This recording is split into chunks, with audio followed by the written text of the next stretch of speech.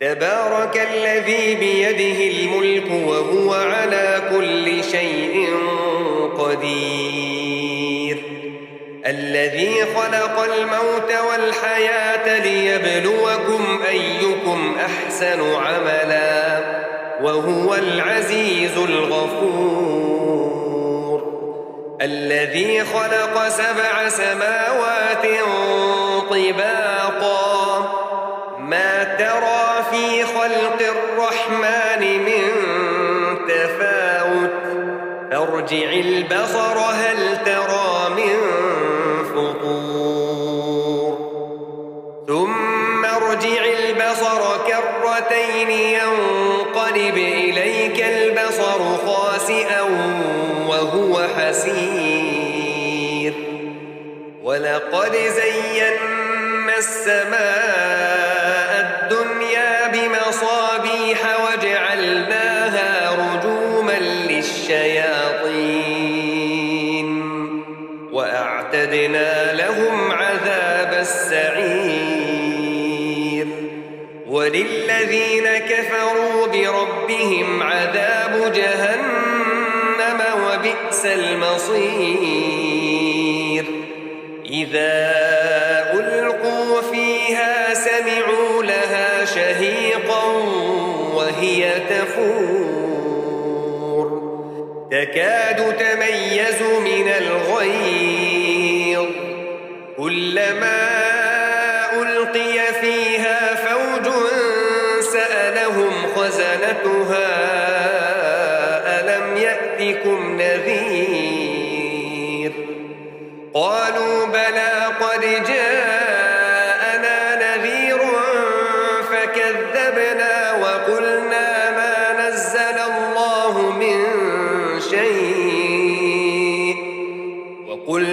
ما نزل الله من شيء إن أنتم إلا في ضلال كبير وقالوا لو كنا نسمع أو نعقل ما كنا في أصحاب السعير فاعترفوا بذنبهم فسحقا لأصحاب السعير إن الذين يخشون ربهم بالغيب لهم مغفرة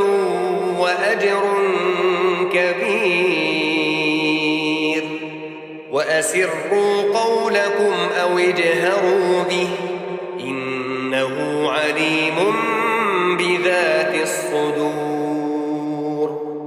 ألا يعلم من خلق وهو اللطيف الخبير هو الذي جعل لكم الأرض ذلولا فامشوا في مناكبها وكلوا من رزقه وإليه النشور أأمنتم من في السماء أن يخسف بكم الأرض فإذا هي تمور أم أمنتم من في السماء أن يرسل عليكم حاصبا فستعلمون كيف نذير ولقد كذب الذين من قبلهم فكيف كان نكير أولم يروا إلى الطير فوقهم صافات ويقبضن ما يمسكهن إلا الرحمن إنه بكل شيء بصير أمن هذا الذي هو جند لكم ينصركم من دون الرحمن إن الكافرون إلا في غرور أمن هذا الذي يرزقكم إن أمسك رزقه بل لجوا في عتو ونفور أفمن يمشي مكبا على وجهه أهدى أمن يمشي سويا على صراط مستقيم قل هو الذي أنشأكم وجعل لكم السمع والأبصار والأفئدة قليلا ما تشكرون قل هو الذي ذرأكم في الأرض وإليه تحشرون ويقولون متى هذا الوعد إن كنتم صادقين